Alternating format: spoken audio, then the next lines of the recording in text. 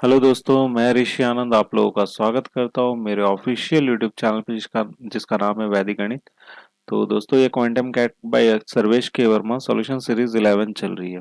ठीक है, ये 11वीं सीरीज है और इस सीरीज में आपको नंबर सिस्टम का सॉल्यूशन देखने को मिलने वाला है। ये नंबर सिस्टम का पार्ट 4 है और इस पार्ट में आपको क्वेश्चन नंबर 16 से लेकर क्वेश्चन नंबर 20 तक के सॉल्यूशन देखने को मिलने वाले हैं। ठीक है, और ये कौन सी बुक के आपको करवा रहा हूँ, ये क्वांटम कैट बुक है जो कि सर्वेश के वर्मा के द्वारा लिखी गई बुक है। इसी बुक का आपको यहाँ पे सॉल्यूशन देखने को मिलने जा रहा है। ठीक है, ये बुक काफी अच्छी बुक है। अगर आप कैट का प्रिपरेशन कर रहे हो तो बहुत ही इंपॉर्टेंट है आपके लिए। साथ ही साथ अगर आप जेट का प्रिपरेशन कर रहे हो या फिर आईएएफटी हो गया या स्नैप हो गया या सीमैट हो गया या कोई भी मैनेजमेंट एंट्रेंस एग्जामिनेशन हो गया, अगर इनमें से किसी भी एग्जामिनेशन का अगर प्रिपरेशन कर रहे हो तो ये वीडियो इनके लिए काफी ज्यादा यूजफुल है। ठीक है, साथ ही साथ अगर आप एसएससी सीजीएल का प्रिपरेशन कर रहे हो तो उनके लिए भी ये वीडियो काफी ज्यादा यूजफुल है। ठीक है, तो कुल मिलाकर यहाँ पर जो सवाल होंगे वो आपको कुछ 5 सवाल होंगे। ठीक है, 5 क्वेश्चंस के आपको यहाँ पे सॉल्यूशन देखने को मिलने वाले हैं और ये पांचों क्वेश्चन जो है ना अपने आप में बहुत ही अच्छे हैं, बहुत ही इंपॉर्टेंट है। तो ऐसे क्वेश्चन जो है आपको एग्जामिनेशन में देखने को मिल जाते हैं। अगर देखा जाए तो ये नंबर सिस्टम जो होता है ना, ये टॉपिक ही बहुत ज्यादा इंपॉर्टेंट होता है। ये हर एग्जाम के पॉइंट ऑफ व्यू से ये बहुत ही इंपॉर्टेंट टॉपिक है। ठीक है, तो ध्यान से देखिएगा, बहुत ही ध्यान से समझने की जरूरत है सारा सवाल। अगर आप इस सारे सवाल को समझ जाओगे तो ऐसे सवाल जब भी आपको एग्जामिनेशन में पूछे जाएंगे ना, आप काफी आसानी से इन सारे सवाल को हल कर पाओगे। ठीक है, तो चलिए स्टार्ट करते हैं, एक एक करके क्वेश्चन लेते हैं और उनका सॉल्यूशन देखते हैं।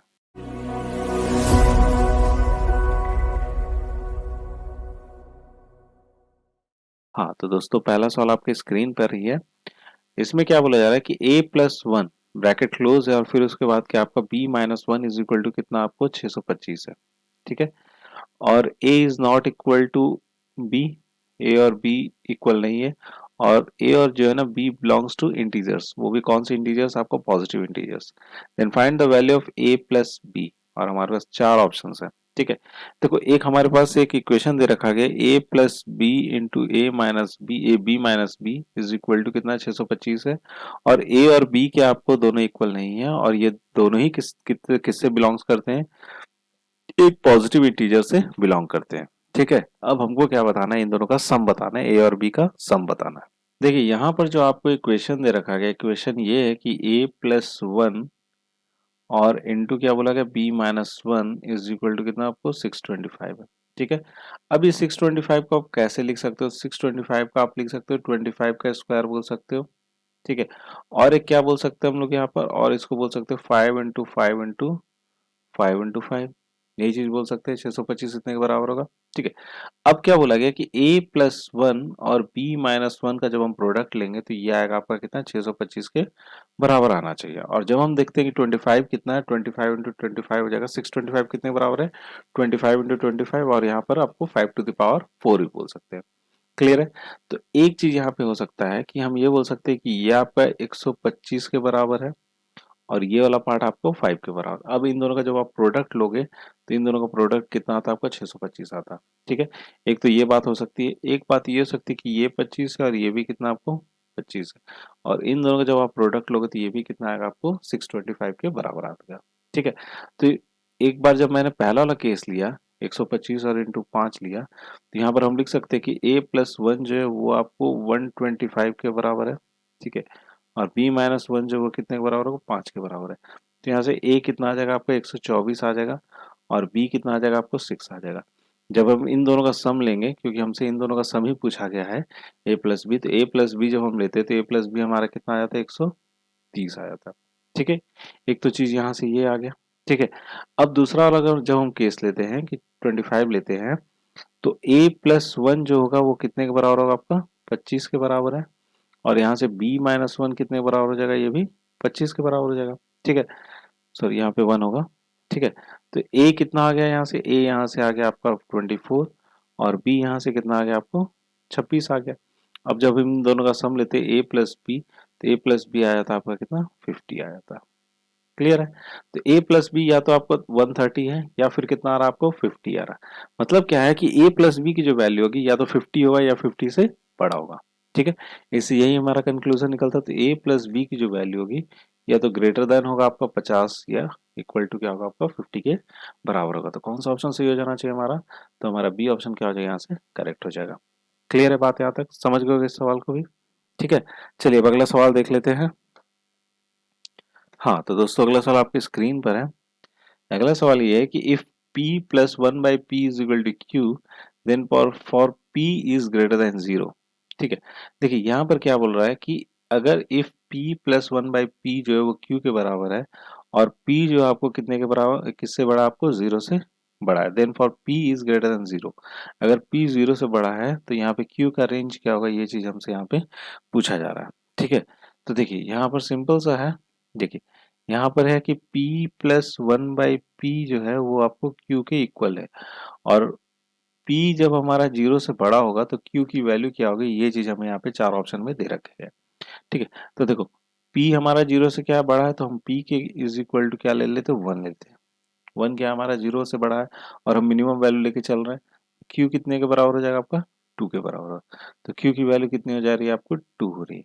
या तो q आपका टू से बड़ा होगा या आपको टू से अ, के बराबर होगा।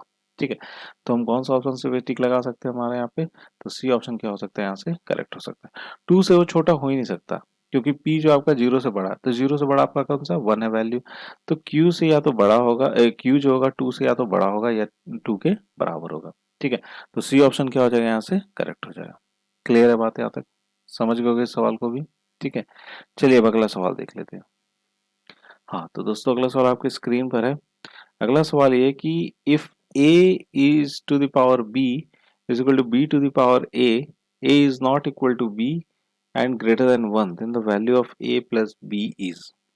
ठीक है, देखिए यहाँ पर क्या बोला जा रहा है कि if a to the power b is equal to b to the power a है, और a और b जो दोनों इक्वल नहीं है, और a और b जो है वो क्या है आपके 1 से बड़ा है, then the value of A plus B की वैल्यू क्या होगी, ये यहाँ से आपसे पूछा जा रहा है। ठीक है, चलिए इसको हल करते हैं अब हम लोग।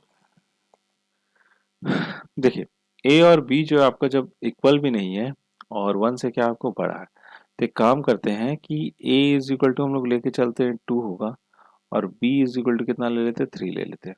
ठीक है, जब हम ए, और हमारे पास जो इक्वेशन दे रखा गया ए टू द पावर बी बोला गया है और बी टू द पावर ए बोला गया है, तो a कितना आपका टू है, टू टू पावर थ्री हमने ले लिया और यहाँ पे थ्री का क्या कर लिया, स्क्वायर ले लिया। तो ये कितना हो जाएगा, एट हो जाएगा, इज इक्वल टू कितना, नाइन है, जो कि इक्वल नहीं होगा। तो जो हमने कंसीडर किया है a is equal to two और b is equal to three, ये क्या हो गया आपका यहाँ से रॉन्ग हो गया। अब एक काम करते हैं, a is equal to two ले लेते हैं और b इज इक्वल टू क्या ले लेते हैं, फोर ले लेते हैं। ठीक है, अब चलिए लेते हैं यहाँ पे a to the power b है, इसी में चलिए लगा के पुट करके देखेंगे हम लोग। तो टू टू द पावर हो जाएगा आपका फोर, और इधर हो जाएगा फोर का पावर टू हो जाएगा। ठीक है, ये कितना हो गया आपका 16, और यहाँ से भी कितना हो गया 16। तो जो हमने कंसिडर किया है वो क्या किया है, यहाँ पे सही कंसिडर किया है। इस इक्वेशन को भी क्या करता है, वो सेटिस्फाई करता है। ठीक है, अब हमसे जो पूछा गया, हमसे ये चीज पूछा गया कि a प्लस बी फिर कितने के बराबर होगा, तो a प्लस बी हो जाएगा आपका two plus four that is six. तो कौन सा ऑप्शन सही हो जाना चाहिए हमारा, बी ऑप्शन क्या हो जाएगा यहाँ से करेक्ट हो जाएगा। क्लियर है बात यहाँ तक, समझ गए इस सवाल को भी? ठीक है, चलिए बढ़ा जाए, अपना अगला सवाल देखते हैं। हाँ तो दोस्तों अगला सवाल आपके स्क्रीन पर है। अगला सवाल ये है कि if m to the power n minus n to the power m is equal to m plus n bracket close, m and n belongs to prime numbers, then what can be said about m and n। ठीक है, तो देखिए यहाँ पर एक equation दे रखा गया जिसमें बोल रहा है क्या कि m और n जो है ना आपको प्राइम नंबर से बिलोंग करते हैं। तो इन चार ऑप्शन में से आपका m और n के बारे में क्या कहना है, आपसे ये चीज यहाँ पे आपसे पूछा जा रहा है। ठीक है, तो देखिए क्या है आपका m टू द पावर क्या बोला गया, n है, और माइनस क्या हो जाएगा, n to the power m हो जाएगा, इज इक्वल टू हो जाएगा m प्लस n। ठीक है, यही चीज बोला गया। ठीक है, अब m और n जो है ना वो आपको बिलोंग्स करते हैं किसे, प्राइम नंबर से। तो प्राइम नंबर कहाँ से शुरू होगा, टू होगा, थ्री होगा, फिर उसके बाद क्या हो सकता है आपका फाइव हो सकता है, सेवन हो जाएगा, फिर उसका 11 हो जाएगा, फिर उसका 13 हो जाएगा, और ऐसे ही यूं ही है चलता रहेगा। ठीक है, अब जो हमारे पास चार ऑप्शंस दे रखे गए हैं, चार ऑप्शंस ये है कि m and n are only even integers. ठीक है, और क्या आपको m and n are only odd integers, m is even and n is odd. ठीक है। और एक क्या आपको डी ऑप्शन क्या आपको नन ऑफ दी अबव। देखो एक तो बोल रहा है कि एम और एन क्या होगा, इवन इंटीजर्स होंगे, तो देखो इवन इंटीजर्स तो आपको यहाँ पर एक ही हमको अभी तक दिख रहा है। ठीक है, तो दोनों इवन इंटीजर्स नहीं हो सकते, तो ए क्या हो गया आपका, कैंसिल हो गया। ठीक है, अब क्या बोल रहा है, M and N are only odd integers. M और एन क्या होंगे आपको, ऑड इंटीजर्स, और इन तीनों ऑप्शन में से कोई भी एक सही हो सकता है। तो एक काम करते हैं कि एम और एन क्या बोला जा रहा है, दोनों ही ऑड है। ठीक है, तो हम क्या बोलते हैं कि एम जो हम आपका 3 के बराबर बोल देते हैं, और एन जो है आपको, एन बोल दिया हमने 5, दोनों ही क्या हो गया आपका, ऑड इंटीजर्स हो गए। ठीक है, अब चलिए यहाँ पे पुट कर लेते हैं, तो एम टू द पावर कितना आपको, M to the power N है, तो एम कितना आपको 3, 3 टू द पावर 5 ले लिया, और minus N, N to the power कितना ले लिया आपको, 3 ले लिया। ठीक है, तो यहाँ से चलिए इसको सॉल्व करते हैं। ये हो जाएगा आपका कितना, 3 टू द पावर 5 है, तो 3 टू द पावर 5 है, तो ये आ जाएगा आपका कितना, 243 आ जाएगा। ठीक है, और ये हो जाएगा आपका 125, और इन दोनों को जब हम लोग माइनस करेंगे तो माइनस करने पर आ जाएगा ये 2, और ये हो जाएगा आपका 1, और ये जगह आ जाएगा आपका 118 आ जाएगा। ठीक है, ये कितना आ गया, 118। लेकिन जब हम इन लोग दोनों को जोड़ते हैं m plus N, M plus N जब जोड़ते हैं तो 5 और 3 8 हो जाएगा, जो कि हमारा सही नहीं है। तो जो हमने कंसिडर किया था, m क्या लिया था हमने यहाँ पे, ऑड लिया था, और n को भी ऑड लिया था, तो ये हमारा पॉसिबल नहीं है। अब क्या बोल रहा है, m इवन बोल रहा है, तो m जब इवन बोल रहा था हम m को 2 ले लेते हैं, और n को क्या बोल रहा है, ऑड बोल रहा है, तो n को जब ऑड बोल रहा है तो m को इवन ले लिया हमने, m इज इवन, और n को क्या ले लिया हमने, n को ले लिया हमने 5। ठीक है, तो n क्या हो गया हमारा, ऑड हो गया, और m क्या हो गया आपका, इवन हो गया। ठीक है, अब चलिए इसको चलिए सॉल्व करते हैं। तो 2 टू दी पावर क्या बोला गया, 5 ले लिया। ठीक है, और n कितना आपको, 5 का स्क्वायर हो गया। ठीक है, तो ये कितना हो जाएगा आपका, 2 टू द पावर 5 है, तो ये हो जाएगा आपका 32, और यहाँ से कितना आ जाएगा आपका, ये 25। इन दोनों को माइनस करेंगे तो 7 आ जाता है। ठीक है, अब जब हम m प्लस एन निकालते हैं तो m प्लस एन हो जाएगा आपको 5 प्लस 2, दैट इज 7, तो दोनों ही क्या हो गया आपको, इक्वल हो गया। ठीक है, तो ये वाला क्या हो रहा हमारा, ये वाला सही है, तो हमारा सी स्टेटमेंट क्या हो जाएगा, यहाँ से सही हो जाएगा। क्लियर है बात, यहाँ तक समझ गए इस सवाल को भी। ठीक है, चलिए बढ़ते हैं, अपना अगला सवाल देखते हैं। हाँ तो दोस्तों अगला सवाल आपकी स्क्रीन पर है। अगला सवाल ये है कि there is a unique 3 digit number which is cube of a natural number. If we shift the position of the digits of this number, the new number also becomes the cube of the another number. The original number is. ठीक है, देखिए ऐसा बोल रहा है कि एक 3 digit का हमारा परफेक्ट क्यूब का एक नंबर है। अब उसमें जो तीनों नंबर है ना, तीनों डिजिट जो है, तीनों डिजिट को हम लोग क्या करते हैं, चेंज करते हैं, शिफ्ट करते हैं उनके पोजीशंस को। तो पोजीशंस को जब चेंज करते हैं तो हमारा एक नया नंबर निकल के आता है, और वो भी क्या होना चाहिए, हमारा परफेक्ट क्यूब होना चाहिए। तो ये ओरिजिनल नंबर कौन सा है, ये हमसे यहाँ पे पूछा जा रहा है। ठीक है, तो देखिए हमसे क्या बोला गया कि 343 है, एक एक करके ऑप्शन लेके चलते हैं। 343 है, तो 343 हमारा क्या है, एक परफेक्ट क्यूब है।